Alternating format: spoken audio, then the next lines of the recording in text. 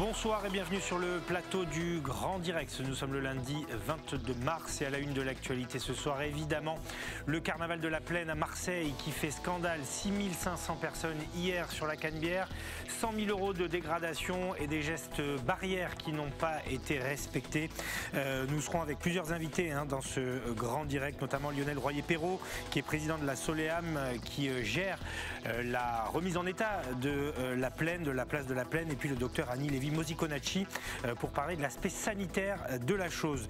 Nous en parlerons également avec notre invité suivant, Renaud Muselier, le président de la région Sud, qui sera avec nous depuis le Var. Nous parlerons avec lui notamment de la crise sanitaire et des régionales. Et puis nous prendrons un petit peu de temps pour parler de sport et d'événements. Un événement est organisé dans les Alpes-Maritimes malgré le confinement, mais ce sera par la plateforme Twitch. Nous verrons que ces étudiants en fac de sport se mobilisent pour vous faire découvrir des disciplines comme l'apnée ou encore le wakeboard. C'est à la fin de ce Grand Direct. On reviendra largement aussi, Eric, bonsoir. Bonsoir Nicolas. Sur l'instauration du confinement dans les Alpes-Maritimes. Nous irons dans les fameux confinement. Ouais, les commerçants qui ont sauvé leur peau, le directeur de l'hôpital de Grasse aussi qui sera avec nous pour faire le point sur la situation sanitaire. Mais bien sûr, à la une de l'actualité, je vous le disais il y a quelques secondes, ce carnaval de la Plaine à Marseille qui a dégénéré d'abord, 100 000 € de dégâts selon certaines estimations, des élus locaux outrés, des biens dégradés et des gestes barrières qui n'ont pas été respectés. Nous faisons le point avant d'accueillir nos premiers invités avec Manon Mujica. Aux abords du Vieux-Port, le calme est revenu. Ces débris de verre sont les dernières évidences du carnaval de la Plaine. Hier, 6500 personnes se sont rassemblées ici pour faire la fête et oublier le temps d'un après-midi le coronavirus. Ce carrousel a été pris d'assaut. Barrières tordues, sujets abîmés, ampoules cassées. Pour le propriétaire, l'heure est au constat. Je suis en colère, oui, parce qu'il est tout neuf, il arrive d'Italie, il vient d'être rénové, donc voilà. En plus, c'est un manège qui a fait tourner plusieurs générations dans Marseille. Généralement, tous ces jeunes qui s'en sont pris au manège, ils ont dû tourner dessus quand ils étaient jeunes. Moi, je ne comprends pas qu'on puisse s'en prendre à du matériel. Enfin, voilà, c'est un peu décevant. Voici ce à quoi ressemblait la Canebière hier. Une foule compacte, des jeunes, en majorité sans masque. En pleine pandémie, ces images font scandale. Sans masque, comme ça, vraiment, n'importe quoi. Moi, ça me fait de la peine parce que c'est encore Marseille, on est montré du doigt. Les gens vont se plaindre d'être reconfinés, mais c'est à cause de gens comme ça. Moi, je vais même plus loin, je dis que ces gens-là, ils ne devraient pas avoir le droit d'être soignés. Ce n'est qu'en début de soirée, vers 18h30, que les CRS ont dispersé la foule qui se trouvait sur la Canebière et la place Jean Jaurès. Même si cet événement n'était pas déclaré en préfecture, un dispositif de contrôle avait été mis en place aux abords du parcours pour verbaliser le non-respect des gestes barrières. Les forces de l'ordre ont-elles tardé à intervenir? Ce rassemblement aurait-il pu être évité? Vendredi encore, des riverains de la Plaine ont averti les autorités. Ils craignaient des débordements prévisibles selon eux. On aurait souhaité que ça ne se termine pas comme les années précédentes et qu'un dispositif soit fait pour éviter que l'on soit, nous, au milieu des bombes lacrymogènes, des gens qui courent de partout, des enfants qui pleurent. On aurait aimé éviter ça. Au cœur de la polémique, la ville de Marseille, elle porte plainte suite aux dégradations et se dédouane, assurant avoir alerté la préfète de police dès le 8 mars. Aucune surprise, si ce n'est que il y a eu de toute façon une volonté de la part des organisateurs de maintenir coûte que coûte cette manifestation et qu'il a fallu, le moment venu, gérer la problématique et ça relevait évidemment de la direction départementale de la sécurité publique, de la préfecture de police. En tout, 7 personnes ont été interpellées. Les premières comparutions immédiates se tiendront demain. Voilà, et nous y serons bien sûr au tribunal de Marseille. Eric, une réaction peut-être à ce qu'on vient d'entendre. Bon, on parlera des réactions politiques juste derrière, mais c'est riverains qui avaient alerté. Oui, c'est riverains qui avait alerté. Alors, il faudra voir dans quelles circonstances il l'avait fait, comment tout ça a été reçu. Mais c'est vrai que, du coup, la mairie de Marseille est un peu gênée aux entournures, parce que c'est pas simple. Si vraiment des riverains ont prévenu que cette manifestation non autorisée allait se tenir, alors personne ne pouvait prévoir qu'il y aurait 6500, entre guillemets, festivaliers pour ce carnaval. Mais on voit bien que l'alcool aidant, tout ça a complètement dégénéré. Des biens publics ont été détruits, vous le disiez, on estime à 100 000 €. Et puis, on entendait ces habitants et ces habitantes de Marseille le dire, ça donne de nouveau une image de Marseille qui n'est pas très reluisante, qui donne l'impression d'être incontrôlable. Et puis avec les suites que ça peut avoir sur la pandémie et sur d'éventuels clusters, parce qu'évidemment, on voit beaucoup de gens, même si c'est un carnaval, qui ne sont pas masqués, en tout cas pas avec les mêmes masques. Et du coup, si la pandémie reprend de l'ampleur à Marseille et que des clusters ont été localisés pendant ce carnaval, eh ben, peut-être que le département en paiera les pots cassés, puisque pour l'instant, seuls dans le sud, les Alpes-Maritimes sont confinés pour 4 semaines. Alors on va y venir à l'aspect sanitaire dans moins d'une minute avec le docteur Annie Lévy-Mosiconacci. D'abord, la réaction des politiques. On voit la mairie de Marseille qui demande des renforts, qui rejette un peu la responsabilité quand même sur la préfecture de police, l'État. La préfecture de police qui hier a géré comme elle a pu, en encadrant, les CRS sont intervenus. Dans ces cas-là, qui est responsable ? Si les CRS étaient sur place, d'après ce que je comprends dans le sujet, ils auraient mis, je parle au conditionnel, du temps à intervenir. C'est évidemment le préfet qui donne l'ordre d'intervenir. Donc peut-être qu'il a pensé qu'il y aurait d'autres débordements, que ce carnaval plutôt festif, même s'il y a eu du mobilier de brûlé, pouvait dégénérer en rixe, et il a préféré peut-être ne pas intervenir tout de suite, mais le résultat, il est là. Encore une fois, image catastrophique pour Marseille. Et puis, il y a quand même cette facture de 100 000 € que les contribuables marseillais devront payer, sans doute. Alors, on va essayer de voir quelles conséquences sanitaires ça pourrait avoir avec le docteur Annie Lévy-Mosiconacci de l'hôpital Nord, avec qui on échange souvent dans ce grand direct. Bonsoir docteur, merci d'avoir accepté notre invitation. Alors, on parle en général de stratégie de lutte contre la Covid, des tests, des vaccins. Là, on est face à un événement qui pose quand même question, certes en plein air, mais lorsqu'on est agglutiné à 6500 avec très peu de masques, j'imagine que le risque, vous le considérez comme très haut. Oui, en effet, je crois que les images parlent d'elles-mêmes.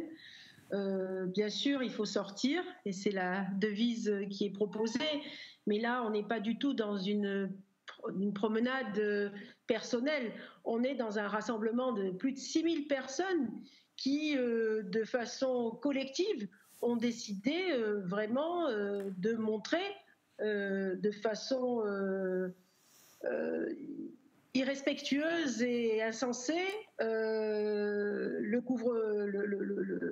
mesures aujourd'hui sanitaires, qu'elles soient le masque, qu'elles soient le gel hydroalcoolique, et surtout le rassemblement de ces personnes qui défient je ne sais quoi, je ne comprends pas. Est-ce que ça veut dire qu'au bout d'un an, on est face à un échec sur une partie de la population qui fait prendre un risque à une autre partie de la population ? Vous savez, ça, on le vit au quotidien. Il y a une partie de la population qui fait preuve d'un vrai déni. Nous le rencontrons tous les jours. Mais à titre individuel, on essaye de lutter à titre individuel devant ces personnes qui font preuve d'un déni.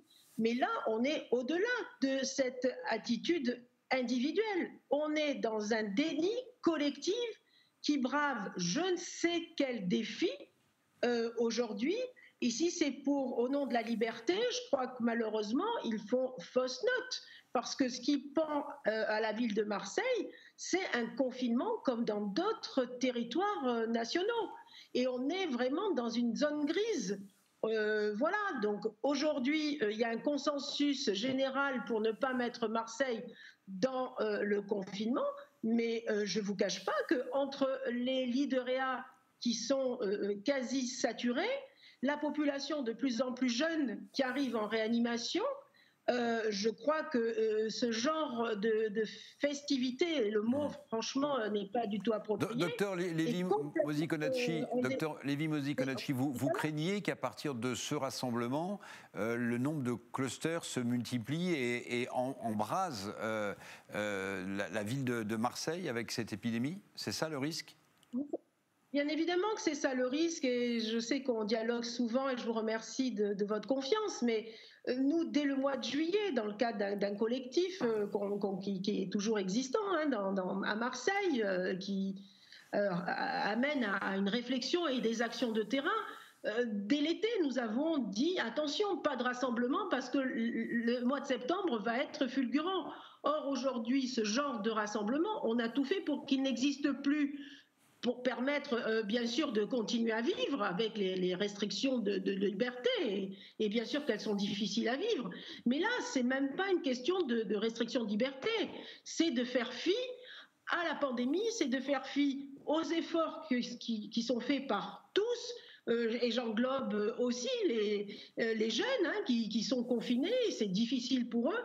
Là, et puis là, il y a en plus des destructions de matériel, une vraie volonté de faire n'importe quoi. Et ça, j'avoue qu'il faut y prêter vraiment attention. Au-delà du déni, il y a aussi des gestes qui sortent de l'esprit républicain et de l'esprit collectif. Dans le cas d'une pandémie qui est en train de montrer une troisième vague, j'avoue que j'espère que les élus du territoire local et au niveau national prendront ces éléments avec beaucoup d'intérêt, parce que on ne souhaite pas, bien évidemment, en tant que soignant, que ça se répercute, et il y aura des répercussions, c'est évident. Aujourd'hui, il faut savoir que malheureusement, on est inquiet dans les hôpitaux, on est inquiet parce qu'il y a des personnes de plus en plus jeunes qui arrivent en réanimation et qui décèdent malheureusement. À l'hôpital Nord, la semaine dernière, c'était une personne qui avait 30 ans, qui est décédée en réanimation de cette maladie. Merci beaucoup, en tout cas, docteur Annie Lévy-Mosiconacci, comme souvent sur cette antenne. Voilà, vous demandez à ce que les Marseillais et les habitants de notre région, finalement, soient attentifs. C'est un danger sanitaire pour vous que ce rassemblement. Merci d'avoir accepté notre invitation. Lionel Royer-Perrault est avec nous également dans cette émission, maire des 9e et 10e arrondissements de Marseille, et surtout, dans le cas présent, président de la Soleam, aménageur public qui diligente la rénovation de cette place de la Plaine d'où est parti le carnaval. Vous avez estimé d'ores et déjà, vous, les dégâts à 100 000 € et vous allez porter plainte. Oui, effectivement. Bien, écoutez, ça me semble le minimum. Quand vous voyez qu'effectivement, nous avons à peu près 100 000 € de dégradation qui ont été estimés par les services de la Soleam, que ce soit au titre des dégradations sur les jeux d'enfants, que ce soit au titre des dégradations sur tout ce qui concerne les aménagements urbains déjà réalisés, que ce soit les dégradations aussi sur les bornes qui empêchent en quelque sorte l'accès à la plaine, puisque vous savez que ce sont des bornes pour usage piéton. Eh bien, tout ça a un coût. Et le coût, il est de 100 000 €, 100 000 € pour les contribuables marseillais. C'est juste inacceptable. Et donc, d'abord, il est important de déposer plainte par principe. On peut faire un carnaval, encore que dans le contexte actuel, la crise sanitaire étant ce qu'elle est, je pense que ce carnaval était totalement inapproprié et il y a très vraisemblablement eu des dysfonctionnements du côté de la ville de Marseille d'une part, ainsi que du côté de la préfecture pour avoir laissé ce carnaval se réaliser. Mais en même temps, un carnaval, ça n'est pas fait pour casser. Un carnaval, ça n'est pas fait pour dégrader. Mais alors, Lionel Royer-Perrault, juste permettez cette question. Comment on fait pour empêcher 6500 personnes de se rassembler alors que la manifestation n'est pas déclarée? Visiblement, le mot a dû passer via les réseaux sociaux, par un système un peu souterrain. Mais comment on fait? Non, mais attendez, je crois qu'il faut... le carnaval de la Plaine, tout le monde connaît ce qu'est le carnaval de la Plaine quand même. Je pense que nous mais s'il n'est pas autorisé, normalement, les gens auraient dû se dire nous n'y allons pas. Je pense que nous ne découvrons pas en 2021 ce qu'est le carnaval de la Plaine. Je pense que les renseignements territoriaux suivent très largement et très précisément quels sont les principaux leaders de tout cela quand même. Vous ne ferez croire à personne qu'il s'agit d'un événement spontané. Cela fait plus de 3 semaines que sur la place de la Plaine elle-même, il y a quasiment tous les dimanches des personnes qui font des collectes pour l'organisation de ce carnaval. Donc, premièrement, vous avez ces phénomènes-là. Deuxièmement, je rappelle quand même que rien n'empêchait le maire de Marseille de prendre un arrêté interdisant le carnaval, puisque c'était su de tous de tous. Enfin, il suffit de se promener dans le quartier, il y avait les affichettes, même pas besoin d'avoir les réseaux sociaux pour le savoir. Ce que vous dites, Lionel Royer-Perrault, ce que vous dites, c'est que la mairie a laissé faire parce que c'était peut-être des gens qui, politiquement, étaient proches du printemps marseillais. C'est ça que vous dites ce soir ? Moi, ce que je dis, c'est qu'il y a eu manifestement une défaillance. Écoutez, d'abord, aujourd'hui, quiconque, vous, moi, nous souhaitons organiser une manifestation sur l'espace public, nous devons en faire une déclaration préalable. Et lorsque nous oublions de la faire, je tiens quand même à vous préciser que généralement, on sait où vous trouver et vous expliquer qu'il faut la faire. Donc, premièrement, il y a une déclaration préalable à faire qui n'a pas été faite. Nous savions que, enfin, les services, que ce soit ceux de la ville de Marseille ou que ce soit ceux de la préfecture, savaient qu'il n'y avait pas de déclaration qui avait été faite. Donc, il y avait possibilité de prendre un acte d'arrêté municipal préventif d'interdiction de la manifestation dans le cadre du pouvoir de police du maire de Marseille, ce qu'il n'a pas fait. Et ça, c'est une erreur, me semble-t-il, une erreur d'autant plus grave que nous sommes en crise sanitaire et le docteur Lévi Modiconacci vient de le préciser à l'instant.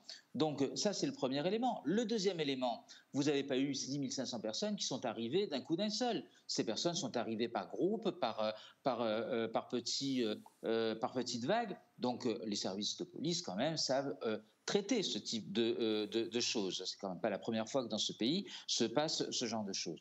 Le véritable problème de fond, me semble-t-il, c'est que nous sommes dans un État, dans un pays, où nous ne savons plus ni interdire la contrainte, ni interdire quoi que ce soit. C'est ça le vrai sujet. Et donc, je pense que ce festival a peut-être été ce carnaval a peut-être été un peu sous-estimé.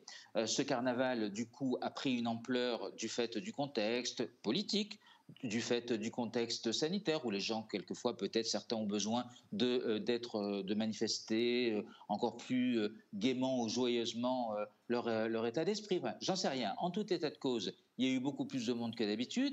Et en plus, bon, généralement, le carnaval, ça allie les jeunes, les moins jeunes. Bon, là, il y avait quand même beaucoup d'adultes, quasiment que des adultes. Et ça allie en plus des personnes qui étaient là pour dégrader. Enfin, quand vous voyez les tags qui ont été faits, écrits ici ou là, ce sont des tags politiques quand même. On est sur de la revendication politique, on est quand même très loin de l'esprit carnavalesque, on est quand même très loin de l'esprit potache d'un carnaval. Je pense que ça a sauté aux yeux de tout le monde. Et ce qui est d'autant plus, si vous voulez, choquant, c'est de constater que le week-end même, où Paris et les Hauts-de-France se reconfinent, où nous sommes passés, nous, à très peu du reconfinement, eh bien, on voit ce type de manifestation, c'est perçu comme une provocation. C'est perçu comme un pied de nez, c'est perçu comme un bras d'honneur. Mais Lionel Royer-Perrault, quand vous parlez des tags, vous voulez dire que des éléments incontrôlés, anarchistes, se sont infiltrés et ont fait basculer dans une situation compliquée ce carnaval, c'est ça que vous voulez dire ? Ce carnaval a toujours été politique, enfin quand même, j'espère que vous ne le découvrez pas. Ce carnaval a toujours été politique, ce carnaval c'est certes un moyen de faire la fête peut-être, mais c'est surtout un moyen de véhiculer des idées. Voilà. Et donc personne n'est dupe de qui est à l'origine de ce carnaval. Personne n'est dupe de savoir ce qui se passe et de ce qui se passe quotidiennement sur la plaine. Enfin, je pense que quand on est Marseillais, on ne découvre pas ça, et quand on est maire de la deuxième ville de France, on le découvre encore moins. Et donc, je pense que là, il y a quand même une erreur d'appréciation manifeste de la part de la municipalité et du maire. Et ce qui m'a encore plus étonné, c'est que la réaction du maire est arrivée quand même très tardivement hier soir. Elle est arrivée à plus de 21h, alors que les choses s'étaient très largement passées, qu'il y avait des actions policières qui s'étaient tenues quasiment aux alentours de 18h.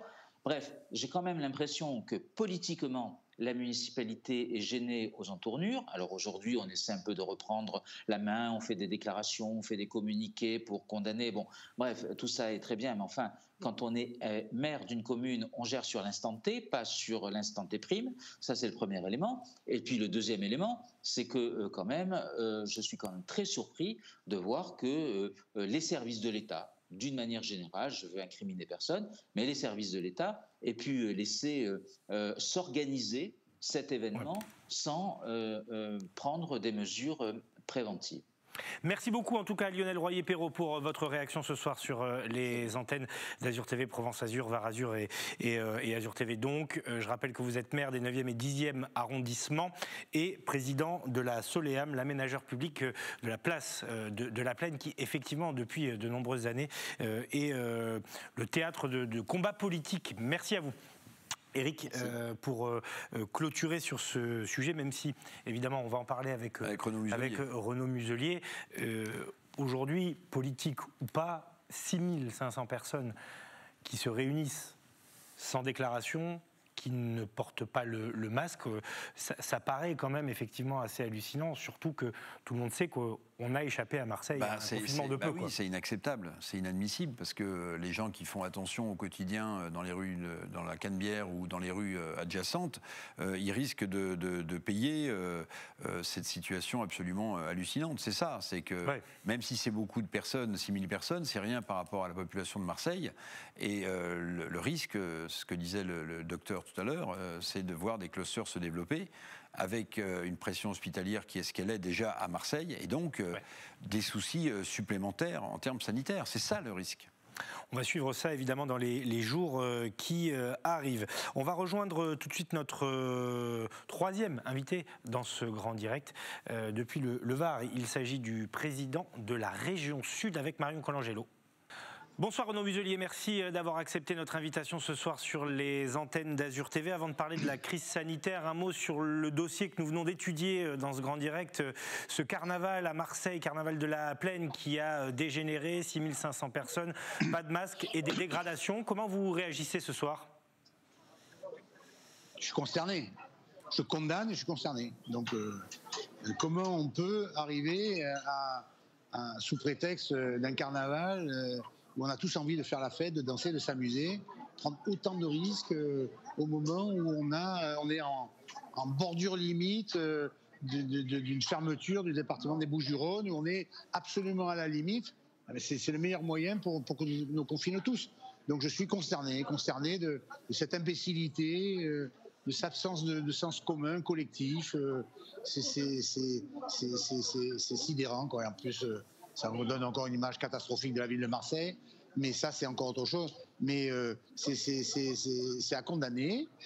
Il faut prendre les mesures nécessaires au niveau de l'État pour voir qui a organisé ce dispositif, comment ça s'est passé et qui sont les organisateurs, et sanctionner très sévèrement les organisateurs. Comment on aurait pu éviter cela, Renaud Muselier? C'était une manifestation qui n'était pas déclarée. La mairie de Marseille va porter plainte. Elle appelle l'État à donner des renforts policiers. La métropole va également porter plainte. Qui est responsable du côté des autorités? On n'aurait pas pu empêcher les débordements? En tout cas, ce que je sais, c'est que je déjeunais avec le préfet de région et la préfète, avec Martine Vassal, à midi. La préfète s'est levée puisqu'il y avait justement ce problème majeur qui partait de la Plaine et qui descendait sur la Canebière. Pas une question d'effectifs supplémentaires. Là, c'est vraiment quelque chose d'illégal qui a été présenté sans rien prévenir à personne. Et donc maintenant, ça a dû s'organiser par les réseaux sociaux. Et donc il faut remonter sur les organisateurs et les punir sévèrement.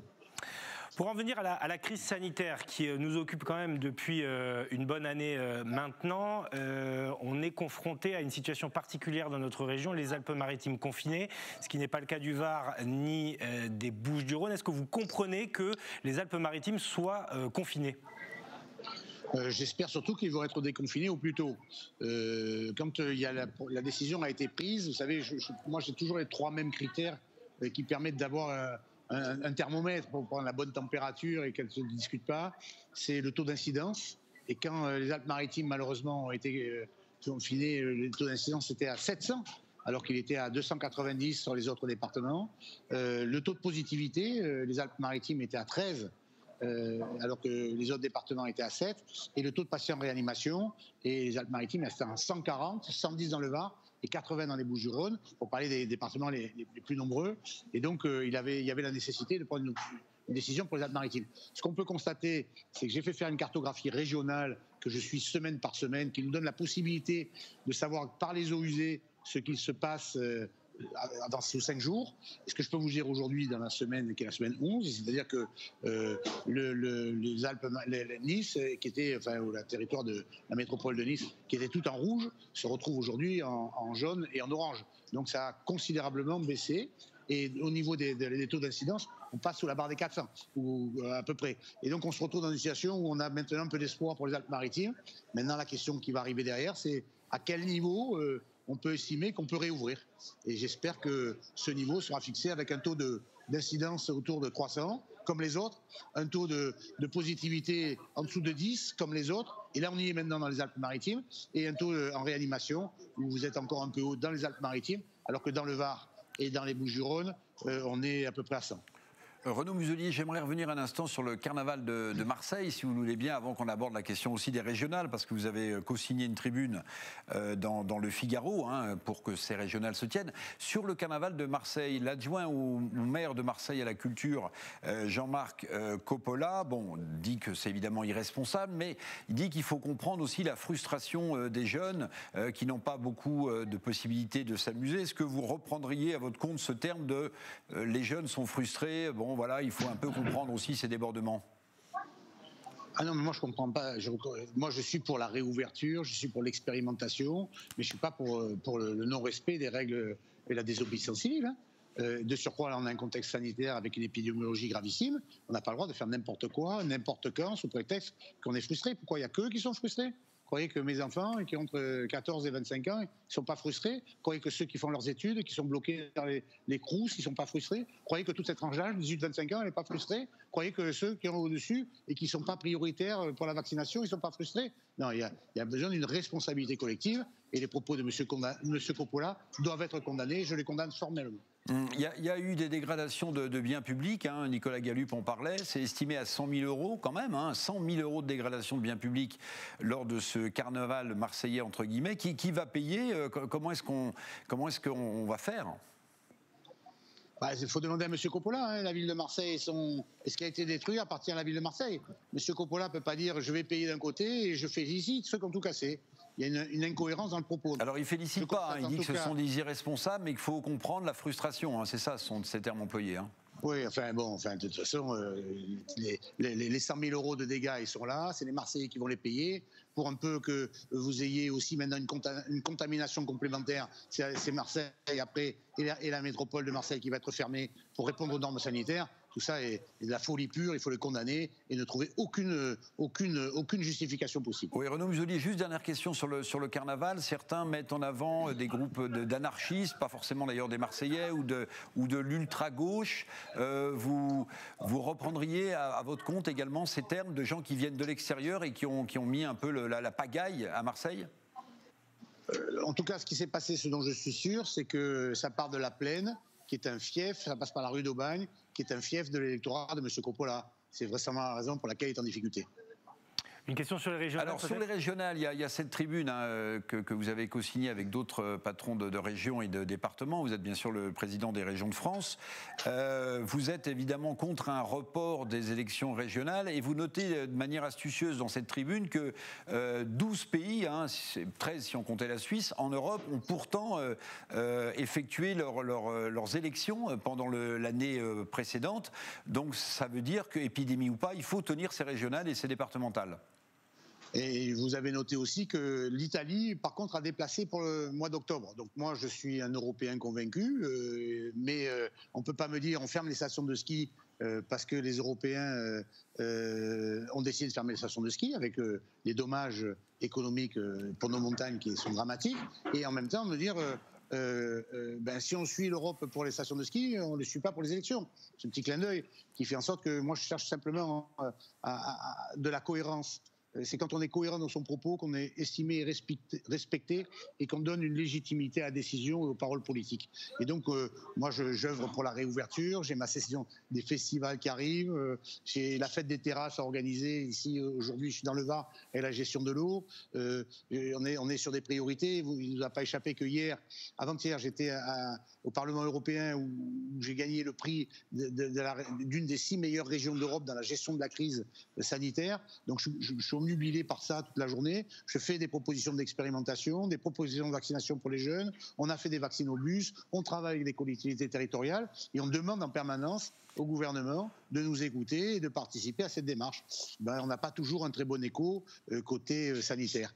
Il est clair aussi que quand même, on a mis notre économie sous perfusion dans sa globalité et que si c'est traité de ce côté-là, le sanitaire dicte la suite. Et donc il faudra faire très attention pour les élections.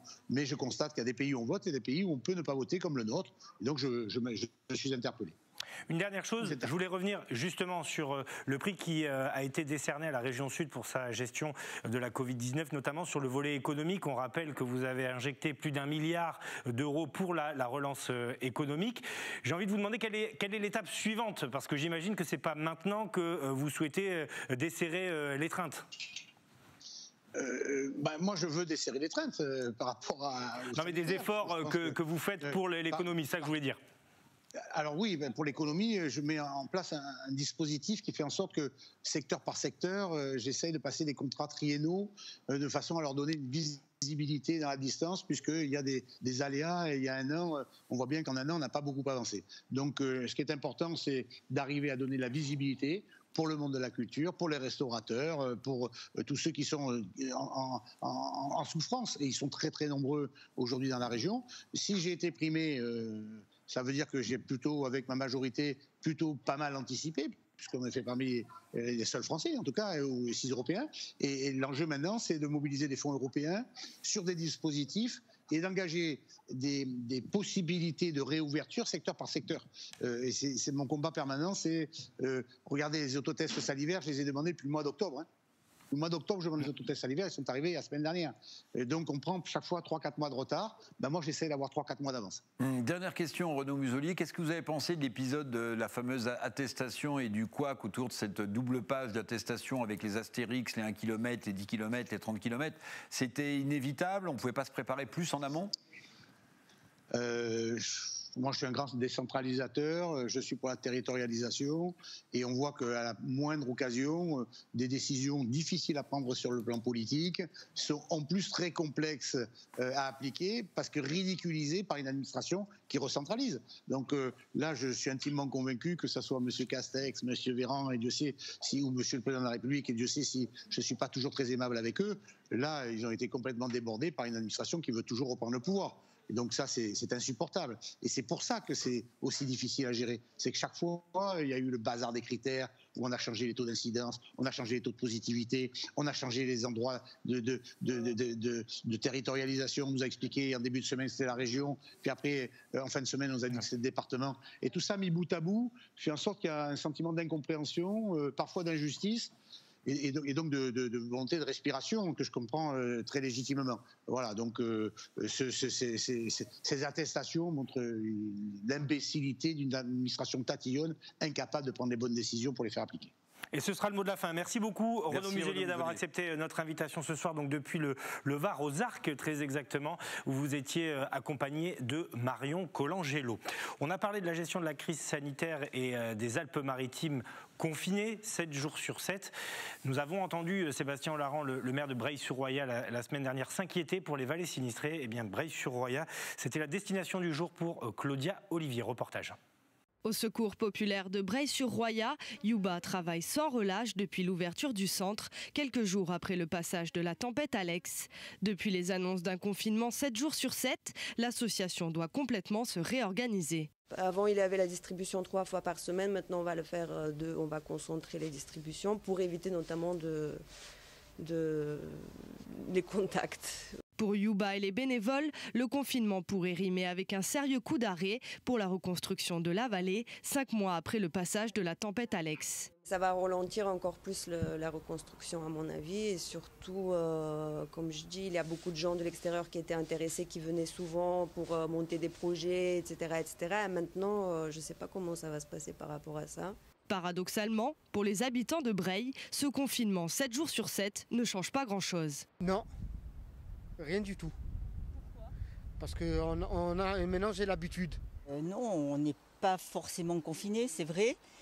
On respecte, on fait attention. Alors nous, ce qu'il nous faut, il faut vacciner massivement tout le monde. Voilà, c'est les vaccins. Quant au maire, Sébastien Olaran, surpris par les annonces du Premier ministre jeudi soir, il appelle à une tolérance pour les vallées sinistrées. Je vais demander à ce que nos commerces non essentiels puissent continuer de fonctionner, à ce que le marché du mardi matin puisse continuer avec l'ensemble des commerces et pas seulement les commerces alimentaires.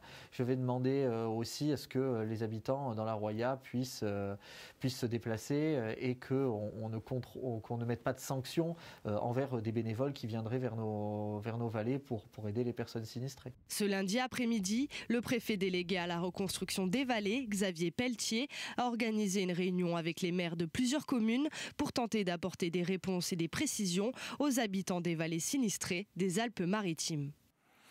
Voilà, et l'entrevue a eu lieu avec le préfet en charge de la reconstruction et selon Sébastien Olaran qui en a tenu informer Claudia Olivier, rien n'est sorti de cette réunion pour le moment, pas de tolérance, pas d'exception, si ce n'est pour les bénévoles qui viennent aider les vallées chaque week-end.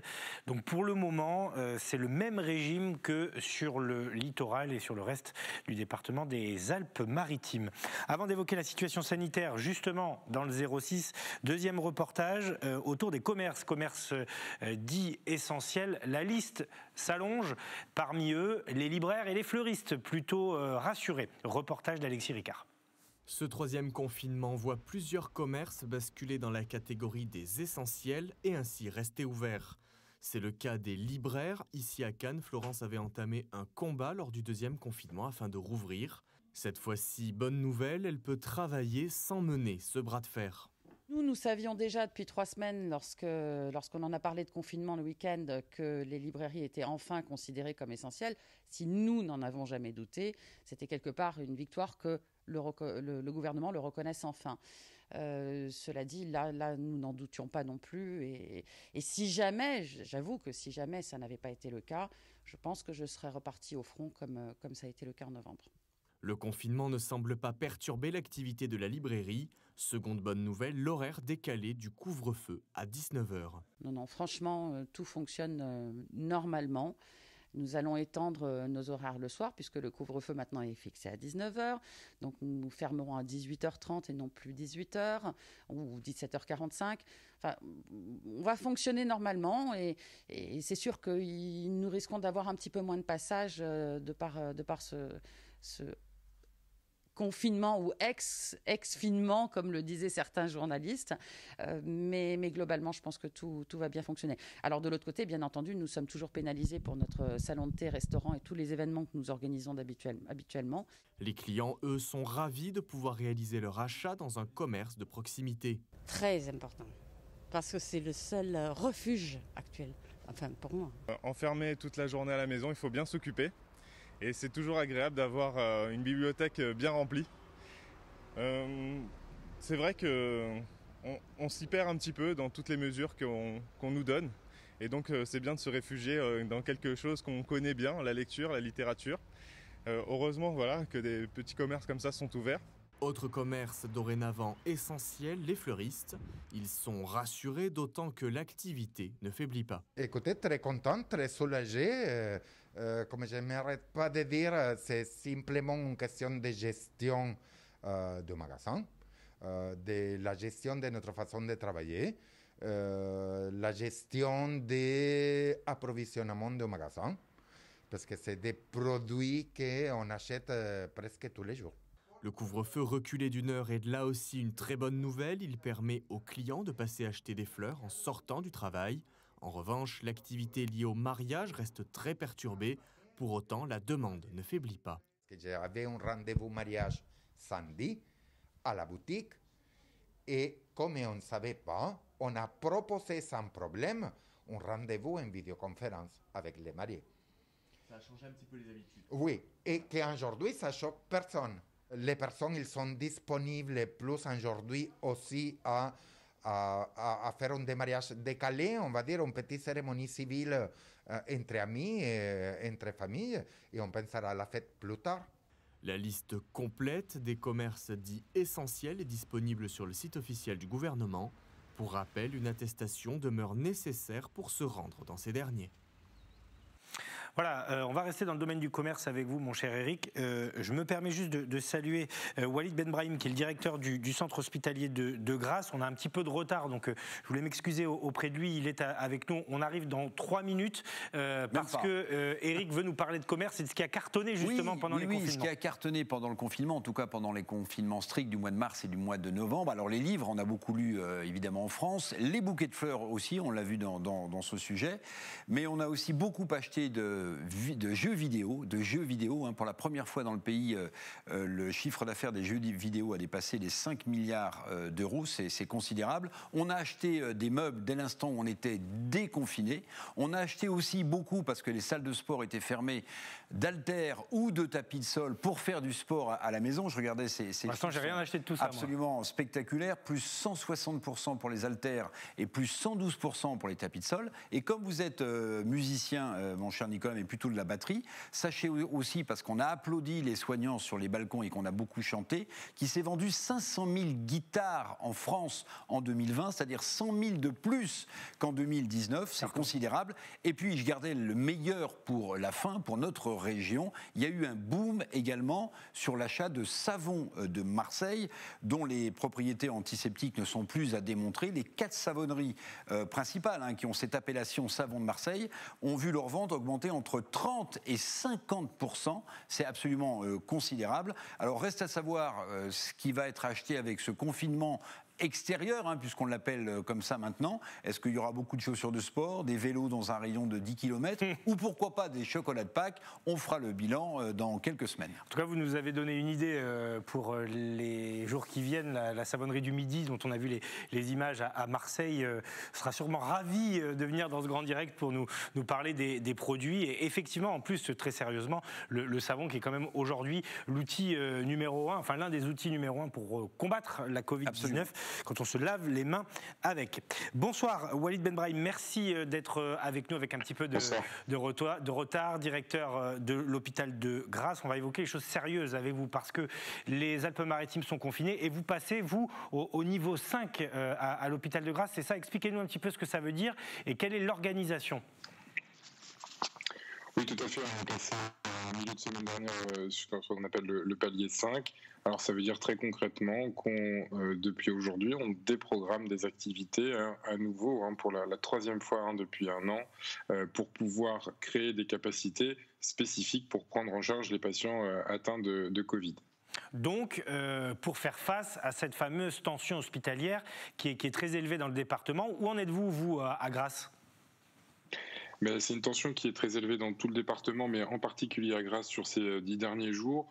On a une moyenne de 6 à 7 entrées par jour au niveau des patients Covid. C'est des patients qui restent longtemps dans les lits, qui sont avec un niveau de prise en charge très important. On a dû déjà faire 4 évacuations sanitaires depuis 15 jours pour soulager la pression sur notre service de réanimation. Et donc aujourd'hui, nous avons depuis ce midi créé 4 lits de réanimation supplémentaires.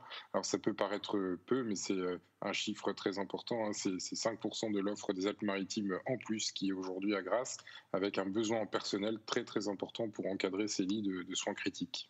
Est-ce qu'un confinement décrété de façon permanente pendant 4 semaines, c'est une forme de soulagement aussi pour vous, dans le sens où il faut prendre des mesures tant qu'on ne peut pas vacciner en masse? Et est-ce que vous placez beaucoup d'espoir là-dessus ? Pour nous, toutes les mesures, effectivement, sont porteuses d'espoir, quelles qu'elles soient. Et depuis le début, on a une tension qui est maintenant très forte depuis de nombreux mois. Je pense que le département des Alpes-Maritimes a été un de ceux les plus touchés, non pas par la première vague, mais par la deuxième, et puis par cette 3e vague qui est particulière, parce que c'est un plateau qui est très long.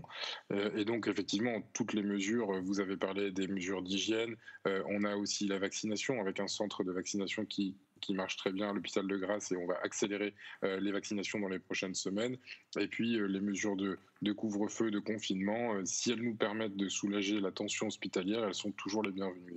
Alors Walid Ben Brahim, parmi les mesures annoncées par le gouvernement, vous l'avez peut-être vu, 35 vaccinodromes, on va les appeler comme ça, tout le monde comprend, notamment gérés par l'armée et les pompiers. Dès l'instant où on aurait les doses, c'est évidemment une bonne mesure pour accélérer cette vaccination. Oui, c'est une très bonne nouvelle pour nous parce qu'on le voit à la fois dans les chiffres, dans les études à grande échelle qui tombent les unes après les autres, quel que soit le type de vaccin, on a une efficacité quand même très importante des vaccins qui nous sont proposés. Et nous, on le voit de manière très concrète sur l'un de nos sites avec une maison de retraite sur lequel on a aujourd'hui 5 résidents qui ont été contaminés. Et sur ces 5 résidents, les 2 qui ont été vaccinés n'ont aucun symptôme, alors que les autres sont très malades et malheureusement, pour certains, peut-être vont s'aggraver, alors que les résidents vaccinés n'ont aucun symptôme. Une question sur la gestion depuis 1 an à l'hôpital de Grasse, qui est une gestion assez exemplaire, qu'elle soit humaine et sanitaire, où vous réagissez toujours très vite avec un sens de l'organisation qui est à noter. Dans quel état êtes-vous? Dans quel état sont les équipes et les soignants, forcément? Aujourd'hui, je dirais que le sentiment qui prévaut, c'est la lassitude. On est fatigué, on a effectivement réussi depuis 1 an à chaque fois à être dans l'anticipation, dans la souplesse et l'agilité de réponse à ces nouvelles menaces, à ces nouvelles formes. On avait des patients plus âgés, on les a mis dans une unité de personnes âgées, on a aujourd'hui des patients plus jeunes, donc on réfléchit à changer un peu l'organisation. On arrive à faire face, on arrive à anticiper, on n'a jamais été débordé, mais aujourd'hui c'est vraiment un sentiment de lassitude qui prévaut parce que ça fait très longtemps qu'on est mobilisé, qu'on aimerait aussi se mobiliser sur d'autres projets, sur d'autres choses, oui. et que c'est difficile d'avancer sereinement dans ce contexte-là. Une dernière chose, Walid Belbrahim, vous redescendrez d'un cran au niveau 4 ou 3, à partir de quel moment, quels sont les critères maintenant que vous allez regarder ? Alors aujourd'hui, on a mis en place cette organisation pour 15 jours. C'est à peu près, selon les projections de l'Institut Pasteur, le temps qu'il nous faudra pour redescendre un peu. On a toujours quelques jours de décalage. On voit aujourd'hui que l'incidence diminue sur le département depuis maintenant quelques jours. Donc normalement, dans une quinzaine de jours, on devrait avoir la pression sur l'hôpital qui diminue. C'est tout le mal qu'on vous souhaite. Merci beaucoup d'avoir accepté notre invitation. Je rappelle que vous êtes le directeur du centre hospitalier de Grasse et que vous êtes donc en niveau 5, vous déprogrammez des opérations, évidemment, puisque la situation sanitaire est très préoccupante. Merci encore d'avoir accepté notre invitation. L'attestation, mon cher Eric, attestation justificative de domicile. Bon voilà, c'est un peu le couac du week-end. Claudia Olivier a posé la question aux Azuréens, savoir comment ils s'en sortaient, est-ce qu'ils comprenaient tout cela, et bon, la réponse, je vous le donne en 1000. Bon voilà, on n'est pas forcément très au point. Claudia Olivier donc. Attestation dérogatoire, justificatif de domicile, rayon de 10 km. Depuis l'annonce du confinement dans les Alpes-Maritimes, les choses ne sont pas très claires sur les documents à présenter en cas de contrôle. Un vrai casse-tête pour ces maralpins. C'est compliqué, oui, bien sûr. Enfin bon, c'est compliqué pour d'autres. Moi, je suis à la retraite, voilà. Moi, j'ai la capacité et la volonté de m'y adapter, quoi. Et je m'y plierai. C'est complexe. Et le problème, c'est qu'il fallait une attestation pour sortir, même sur les 10 km. Donc c'est complètement stupide. Et je crois qu'ils ont corrigé le tir, c'est bien. J'ai mon attestation, mais à mon sens, avec la liberté de circuler sans contrainte horaire dans la journée pour le plaisir, elle perd beaucoup de son... de la raison pour laquelle elle a été faite, quoi, de contraintes et tout ça. Pour nous, pour moi, c'est plus une contrainte du coup. En clair, les maralpins peuvent sortir prendre l'air ou pratiquer une activité physique de 6h à 19h dans un rayon de 10 km seulement avec un justificatif de domicile.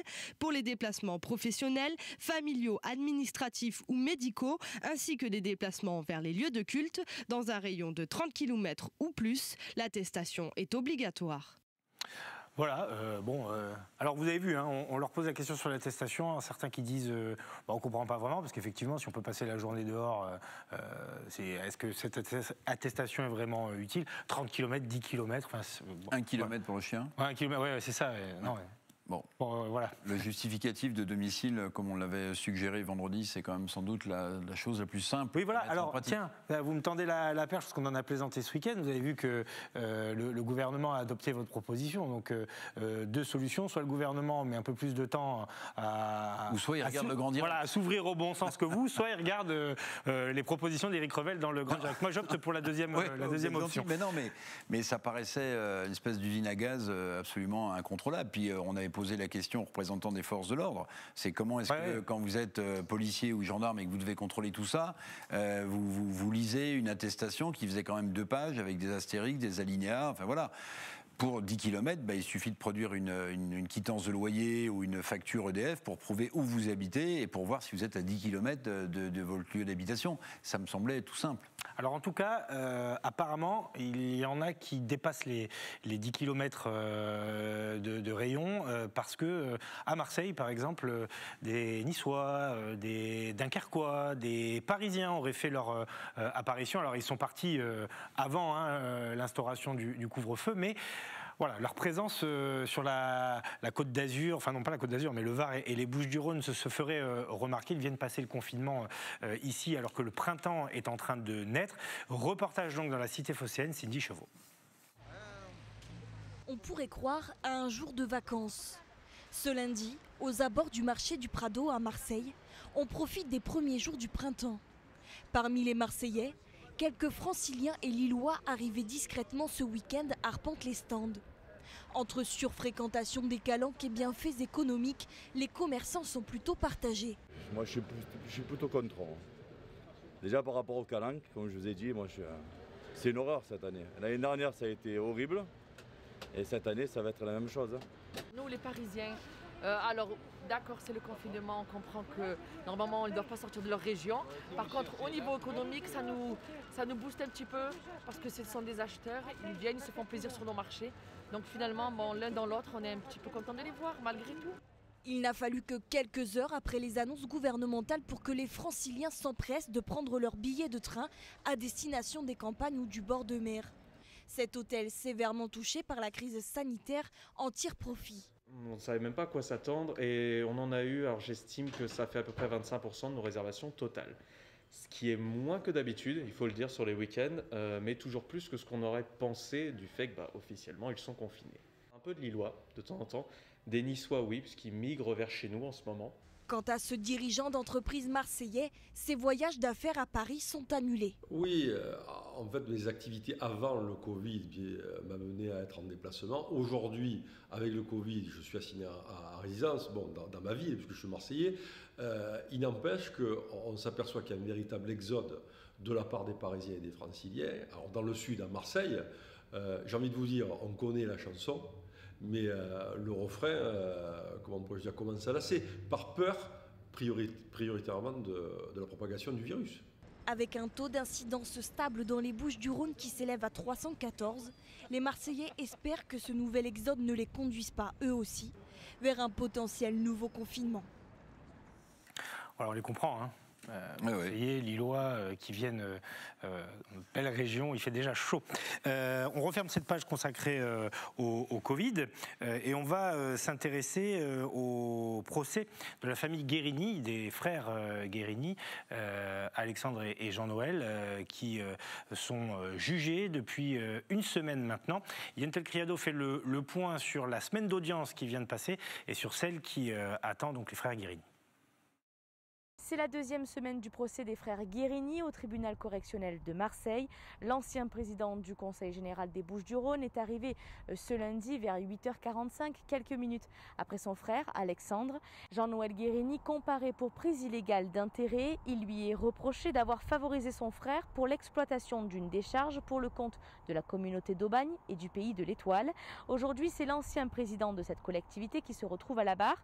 Il est accusé d'avoir fermé les yeux. La justice qualifie ses ces faits de complicité, d'abus de confiance. Jean-Noël Guérini, quant à lui, s'est dit humilié que l'on remette en cause sa probité. Jamais je ne me suis occupé des entreprises de mon frère, a-t-il déclaré, même s'il a reconnu avoir souvent été sollicité par son cadet. Entre ce qu'il me disait de faire et ce que je faisais, il y avait la Méditerranée, a ajouté l'ancien président du Conseil général. Mais les témoignages d'anciens collaborateurs et la diffusion d'écoutes téléphoniques entre lui et son frère l'ont montré plus sensible aux sollicitations de son cadet qu'il ne l'affirme. Dans ses échanges et témoignages, Alexandre Guérini est souvent surnommé Monsieur Frère pour son omniprésence au département et à la communauté urbaine Marseille-Provence Métropole. 11 prévenus sont jugés dans ce dossier tentaculaire dont les 2 frères Guérini. Le procès doit durer jusqu'au 9 avril prochain. Voilà Eric, on va suivre ça évidemment jusqu'au 9 avril, mais pour l'instant ça se présente plutôt mal parce que les écoutes semblent être accablantes. Bah oui, alors on verra à la fin du procès, on verra quelle peine encourt Monsieur Guérini, mais évidemment c'est tout un pan de l'histoire politique quand même de Marseille qui est au tribunal, donc c'est jamais bon pour l'image aussi que les gens ont de la politique. Hein. Tout ça sonne aux oreilles évidemment des uns et des autres. Allez, on va terminer, il nous reste 6 minutes ensemble, on va terminer avec un peu de sport et un événement qui est organisé dans les Alpes-Maritimes. Alors oui, ça peut paraître bizarre puisque le département est confiné, mais c'est un événement qui va se dérouler sur l'application Twitch. Alors Eric et moi, on va devoir se faire expliquer un petit peu le fonctionnement, enfin je présume pour vous. Mais pas à François Hollande ni à Jean Castex. Ni à Samuel Etienne, qu'on soit souvent qui maîtrise bien le sujet. Donc c'est la 2e nuit des cours et du sport qui se déroule à Mandelieu à l'initiative d'étudiants du management du sport de l'Université Côte d'Azur. Bonsoir Tom Jomotte, merci d'être avec nous. Vous êtes responsable communication de l'événement. L'événement qui a démarré déjà, hein, c'est ça? Expliquez-nous un petit peu en quoi il consiste. Exactement, donc l'événement a démarré à 18h30 et il aura lieu sur toute la soirée, donc vous pouvez passer quand vous voulez. Ça sera sur notre page Twitch N16-2 par Ijaka, H-I-J-A-K-A. Et le but, en quelque sorte, c'est de promouvoir des disciplines sportives méconnues à travers des petits courts-métrages et suite à ces films, des conférences avec les acteurs des films en question. Donc on voulait faire ça à la base en présentiel, mais vu les mesures sanitaires, on a eu quelques petites contraintes et on a vraiment voulu aller au bout de ce projet qui nous tient à cœur. Et c'est pour ça qu'il a lieu en ce moment même, donc jusqu'à 23h30. Alors je crois qu'on pourra découvrir avec vous des sports comme l'apnée, le wakeboard également. Ce sont des sports en plus Alors l'apnée, c'est hyper sérieux, mais c'est fun quand même. Ce sont des sports hyper ludiques. Exactement, donc ça permet d'en découvrir et de découvrir également des disciplines qu'on n'a pas l'habitude de voir. Et également surtout sur le parcours de sportifs de haut niveau, qui est quelque chose d'assez atypique, qu'on ne connaît pas forcément. Donc c'est vraiment une soirée de découverte, tout ça autour du partage, de l'émotion. Donc c'est vraiment une soirée top qui se prépare et qui a d'ailleurs lieu en ce moment même. Donc on vous attend nombreux sur notre page Twitch N16-2 Paris Jacquin. Alors on redonnera à la fin de cette interview évidemment l'adresse Twitch, du VTT et j'ai vu du cliff jumping aussi. Exactement. Alors c'est quoi le cliff jumping? Donc c'est avec Hugo Pedrosa, donc le cliff jumping est quelque chose d'assez impressionnant. Donc c'est tout simplement du saut des falaises, donc dans l'eau, à travers des figures, que ça soit des saltos, des choses comme ça. Donc c'est vraiment impressionnant et on vous laisse venir pour découvrir ce film extrêmement impressionnant. Voilà, et ce qui est top, c'est que voilà, ce sont des courts-métrages, donc plus qu'une conférence. Stéphane Diagana est là, hein, champion du monde d'athlétisme. Je crois que Guillaume Néry aussi est dans les parages, l'apnéiste. Mais voilà, vous proposez des images, donc c'est immersif. Exactement, donc voilà, ça permet d'en découvrir, vu que vous ne pouvez pas venir à cet événement, donc on vient chez vous, donc à travers Twitch et à travers l'écran, et ça permet vraiment de vous évader le temps d'une soirée. C'est top, surtout en cette période assez particulière. Et en plus, il y a des sportifs de renom, des sportifs qui ont une histoire à raconter, donc c'est vraiment top, et on vous attend nombreux justement pour cette soirée assez symbolique. Tom Jomotte, peut-être, dites-nous en quelques mots, pour ceux qui ne connaissent pas quand même, comment ça fonctionne, la plateforme Twitch. J'allais y venir. Alors la plateforme Twitch, c'est très simple. Il suffit juste d'aller sur Twitch sur Internet, donc c'est un peu à la même image que YouTube, et il suffit de taper dans la barre de recherche le nom de notre événement qui est NCS, la nuit des cours et du sport 2, et de taper le nom de notre page qui est NCS2 par Ijaka. Donc c'est très simple, il suffit juste d'aller sur Twitch, donc sur Google, et de taper le nom de la page que je viens de vous citer. Eh bien super, voilà, merci à vous, bon courage, c'est une longue soirée qui vous attend hein, puisque vous serez connecté jusqu'à 23h30 avec ces courts-métrages. Il n'y a pas de couvre-feu là. Non, il n'y a pas de... non, c'est l'avantage. Vous dormez sur place du coup parce que j'imagine que vous êtes depuis un lieu... On a la chance d'avoir une attestation dérogatoire de la part de l'université et qui nous permet d'avoir les meilleures conditions possibles et de tout mettre de notre côté pour avoir une soirée qui sera mémorable.